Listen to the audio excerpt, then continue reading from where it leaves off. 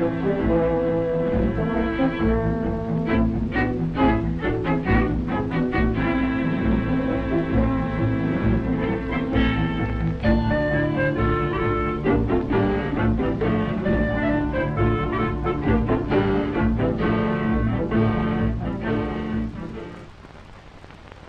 1819, only a little over 100 years ago, Stamford Raffles, a far-sighted official of the famed East India Company, realized Britain's great need of an important base in the Indies for future expansion of Eastern trade, and against advice and wishes of his company, secured by agreement from the Sultan of Johore an island off the extreme southern tip of the Malay Peninsula, and here founded Singapore, a settlement destined to become, within less than a century, one of the greatest commercial ports and the most strategic point of the British Empire. Singapore, but 77 miles north of the equator, is at the crossroads of Australia and India, South Africa and China, and as military base and home of the combined British Far Eastern fleets, is rightly considered the Gibraltar of the East. Garrisoned at Singapore are regular seasoned troops composed of European, Indian, and Malay units.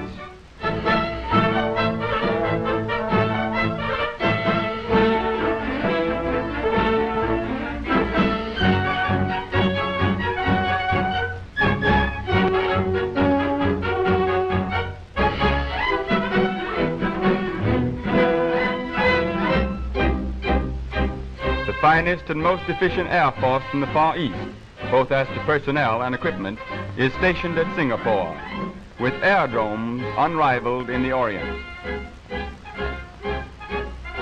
The busy harbor and waterfront, the fine buildings and crowded modern streets bespeak her importance as a free port and the greatest transshipment center in the East, where practically everything that is made can be purchased duty-free, with the result, Singapore one of the cheapest shopping centers in the entire world.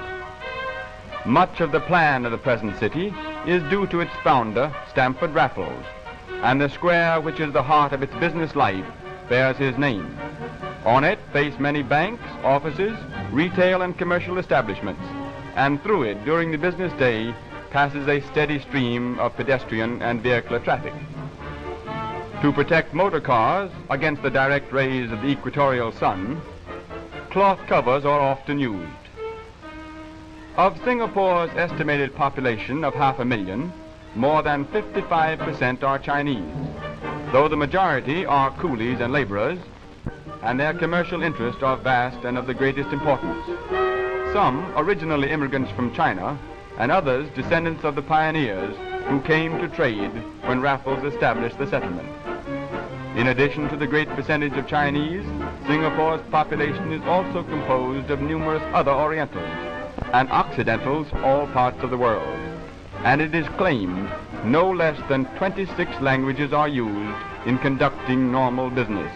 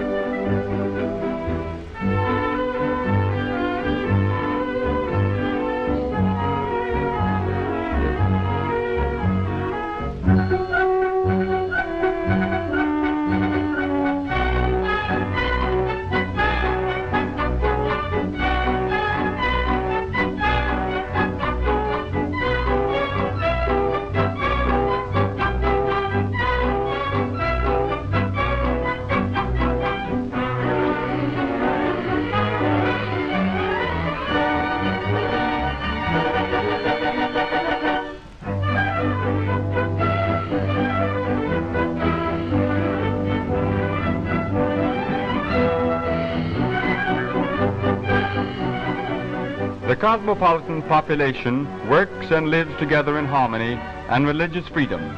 In one street is seen an imposing Chinese temple, and within a short distance stands an elaborately carved Hindu place of worship.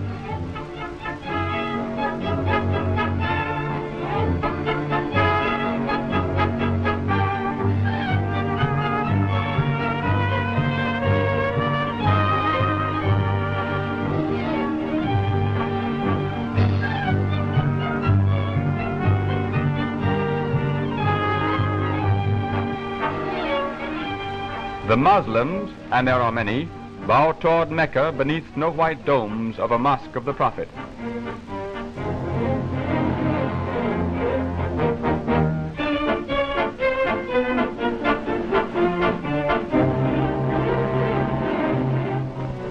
Dividing the city, Singapore's river presents an always changing scene of busy activity. Many small lighters and trading junks tie up at quays to unload or discharge their multitudinous wares, or lie empty in midstream awaiting cargo.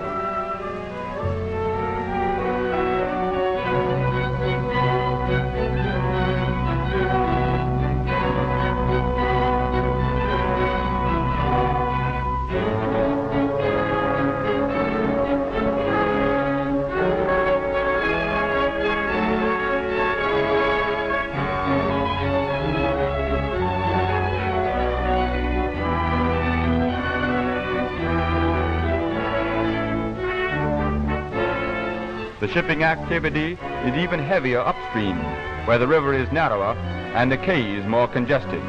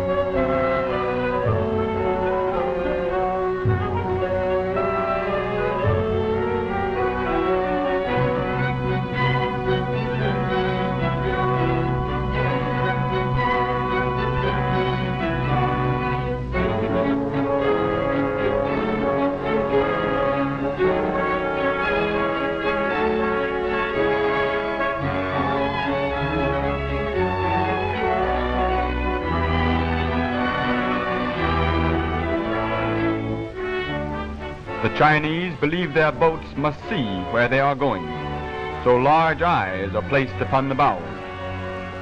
In pleasing contrast to the crowded Oriental sections are the open spaces of the European areas, with wide, splendidly paved boulevards, tree-shaded avenues, and modern buildings.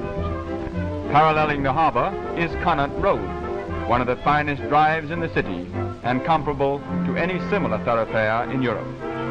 At the edge of Raffles Plain and fronting eastward to the sea stands the imposing cenotaph, silent memorial to Singapore's World War dead.